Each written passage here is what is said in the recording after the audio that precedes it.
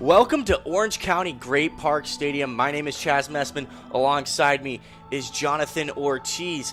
Riptide baseball for you guys this afternoon. They're taking on the MLB Academy Barons. It's been an up and down season for the Riptide so far. Their league record coming into today is 5-7. They are sitting in 5th place in the California Collegiate League South Division. They have split the season series against the Barons 1-1. Jonathan, what are they going to have to do to try and find some consistency and get themselves back into a playoff spot? Well, the Orange County Riptide have to play tough baseball through and through, regardless of who their opponent is. Chaz, we know that the Academy Barons are a team that is often overlooked in this division, but they've upset some really talented opponents. The Riptide have to go ahead and start winning games now. They're running out of time. The starting pitcher for the Riptide today is Mike Ashley. In his last appearance, we saw an excellent performance. He started the game, went 3 innings, did not give up a hit. And they're going to need a big outing from their starting pitcher, given just the amount of arms that they have used over the last couple of days. They've actually pitched every single pitcher in their bullpen over the last 3 days. Yeah, the Orange County Riptide have had a very heavy loaded schedule throughout these past few days, and what they need from Mike Ashley today is consistency, especially around the strike zone. We saw it in his last outing. When he stays within the zone, he's very successful. Mike Ashley behind 1-0 in the count. The freshman from Johnson County Community College, originally from Illinois, as the leadoff man Jordan Williams shows bunt foul, 1-1. And if you're Mike Ashley as well, I mean, you have to understand what your job is. You don't want to be too pretty on the mound. Put the ball in play. Go ahead and limit that pitch count, salvage some innings for your bullpen. Jordan Williams coming into today, hitting .211 on the season. Here's the 1-1. Inside fastball, 2-1. Good pitch there by Mike Ashley, looking to shy away the left-handed hitter from crowding the plate.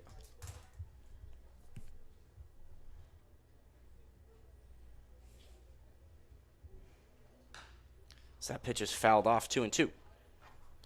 So with a 2-strike count here, strikeouts are not something we've seen too much of from Mike Ashley. The highest amount of strikeouts he has in a game was 2 in 3 innings pitched, and that was against the Ventura County Pirates. Let's see if he finds that put-away pitch here. 5 strikeouts this season total for Mike Ashley compared to 11 walks. He's also given up 7 hits. And that's a base hit towards right field. Gets beyond the first baseman, Jack Thomas Wold. So Jordan Williams is aboard with a leadoff single. And that brings up the second baseman, Nicholas Malbrough. The Academy Barons are a team that likes to run, so Charlie Taylor behind the plate will be awfully busy. We have to make sure that he and the pitcher make sure to keep an eye out on these base runners.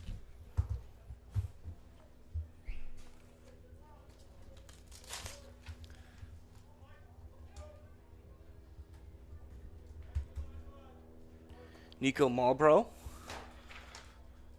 plays his college ball for Mission College. Used to be at San Jose State. Is quickly behind 0-1 after the first pitch called strike.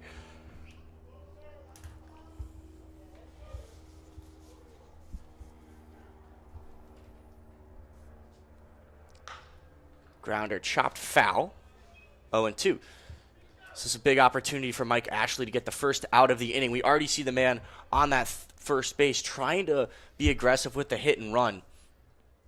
You'd think that he's definitely going to try and maybe throw a breaking ball down and away to get this first batter, get that first out of the inning. Like we said, Mike Ashley is not much of a strikeout pitcher, so perhaps he's looking to put the ball in play and induce a double play. The middle infielders today for the Riptide, Tyler Griggs and Tanka Spallin. Might have got him. Nope, not in time. Not in time. It looked like Mike Ashley may have caught out Jordan Williams there. Nothing doing, though. That was a good move by Mike Ashley. He caught everyone off guard, especially that runner aboard at first base, Jordan Williams. Looks like Williams was just able to get a hand in there. Count remains 0-2. Still no outs, top of the first inning. Line drive left field, just foul. And Mike Ashley's going to take a deep breath after that one because that had extra bases written all over it. Yeah, Mike Ashley caught a huge break there. That was a hanging curveball that the hitter at the plate, Nico Malbrol, was all over. And, we alluded to this, Chaz. Mike Ashley, hey, you're not a strikeout pitcher, so you want to make sure to make these quality pitches. If the ball's going to be put in play, then induce some weak contact at the very least. Marlboro hitting 240 this summer for the Barons. Has struck out 7 times in his 25 at-bats coming into the ball game.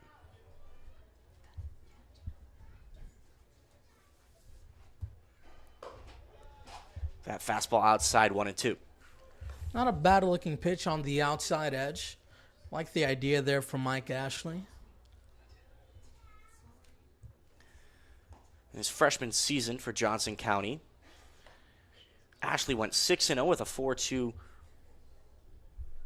ERA. As that's a ground ball over to third. 1, 2 outs. Nice play there from Emilio Rosas to get 2.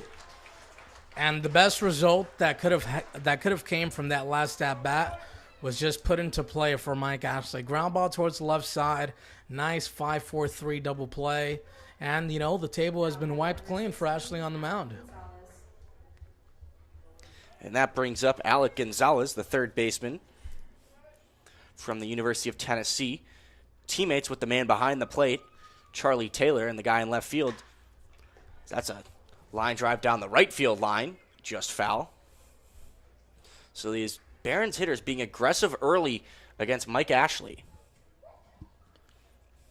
And if you're Mike Ashley, as I mentioned before, you want to go ahead and limit that good contact on any of your pitches. So go ahead and utilize the outside black and make sure to really mix up your speeds and pitches as a whole.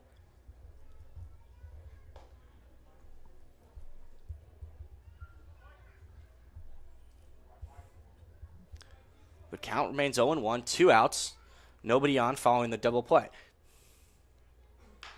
Base hit right back to Ashley. Ashley gloves it and underhand tosses it over to first. 1-2-3 inning for Mike Ashley. We go to the bottom of the first, 0-0.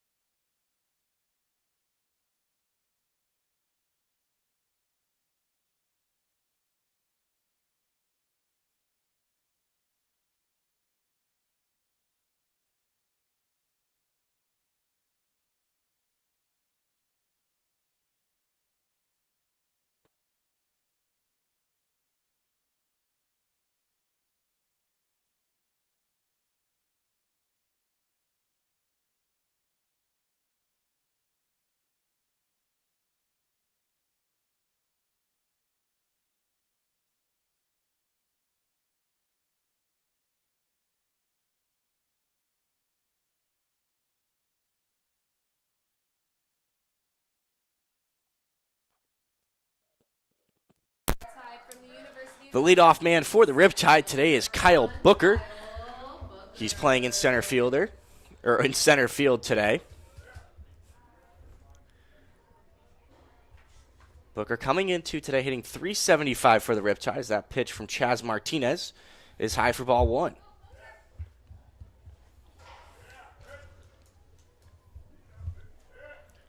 And Jonathan, when Kyle Booker seems to get on, usually good things happen to start ball games. Yeah, and that's the luxury of being blessed with the speed that Kyle Booker possesses. Oftentimes when he works out a walk, a single is just as good as a double. Here's the 2-0 pitch. Fastball on the outside corner. 2-1. A good amount of left-handed bats in the lineup today for the Orange County Riptide, so let's see how they fare out against a left-handed pitcher. Here's the 2-1 pitch. Swung on and missed. 2-2.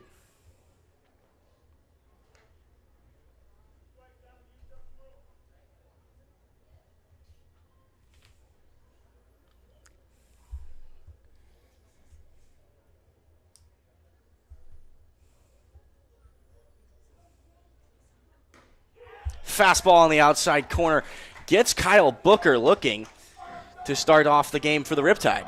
Yeah, I don't think Kyle Booker was waiting to see a fastball with 2 strikes. Perhaps he was looking to get something in the dirt. That brings up Austin Krisick. We saw Austin Krisick on the mound a couple nights ago. He actually performed fairly well for a guy that doesn't do pitching, really. He hadn't pitched since high school, went 2 innings, only gave up 1 run. I mean, I think he did an outstanding job. Yeah, as you mentioned, 2 innings pitched, and besides that, he only gave up 1 base hit as well. He's behind in an 0-1 count here. Now behind 0-2 after the fastball on the outside corner. So Chaz Martinez controlling the strike zone pretty well so far. I like this lefty on righty matchup for Krisick here. We know he has a lot of pop, so if he sees something he can handle, couldn't be good news. And Krisick has got the first hit of the ball game for the Riptide as he's aboard with a 1-out single. Nice piece of hitting there by Austin Krisick. Wasn't trying to do too much, just made contact with the baseball and took it the opposite way. So that brings up his UNLV teammate, the power hitting lefty, Jack Thomas Wold.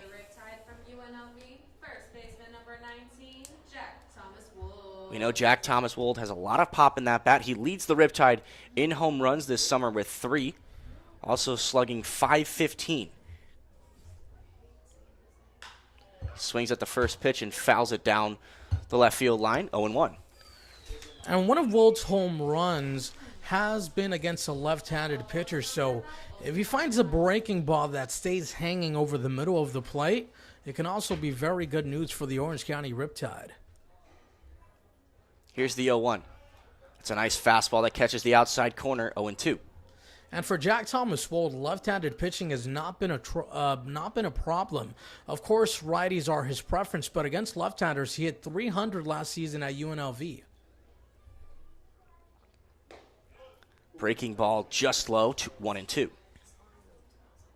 And from Martinez on the mound, the Riptide have to note that he is staying around the strike zone, so he's going to give you pitches to hit.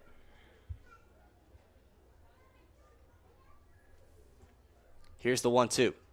Swung on and missed, strike 3. So Martinez has his second strikeout of the ball game, and that brings up Emilio Rosas from USC.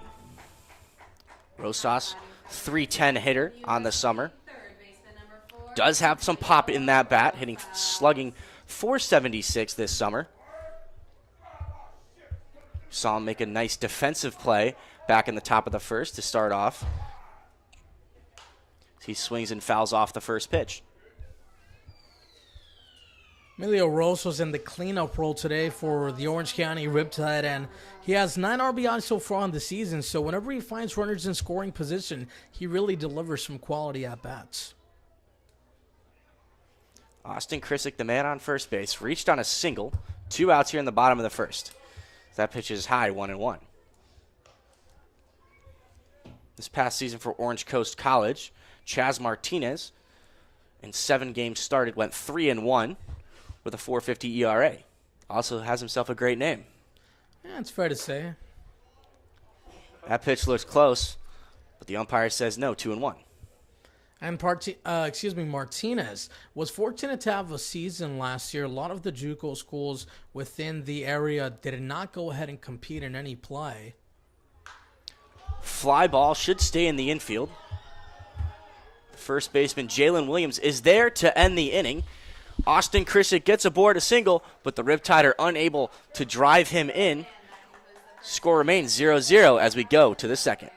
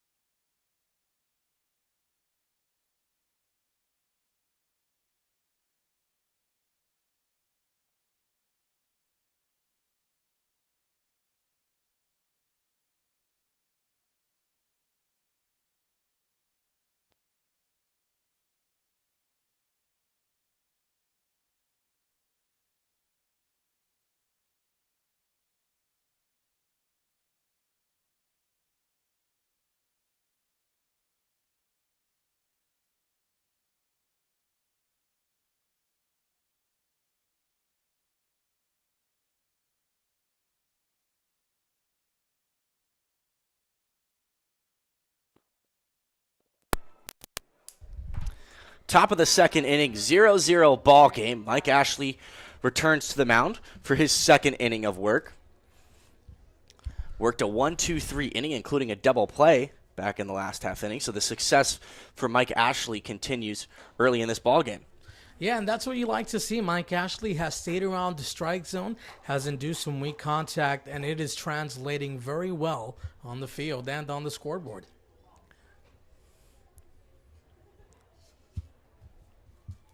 Here's the 1-0. Fastball on the outside corner. He's facing the designated hitter, Darian McDowell. And that's what Ashley has to continue to do. Go ahead and utilize that outside corner towards your advantage. McDowell second on the Barons in batting average. He's got 8 hits in his 24 at-bats. So that ball hits his bat, 1-2. And if you're Ashley, you want to make sure to deliver a quality pitch here. As you mentioned, McDowell has a ton of pop, especially with this righty-on-righty matchup. He likes those inside pitches. So if you're Ashley, try to go ahead and set up outside. Dowell, big guy, 6'4", 240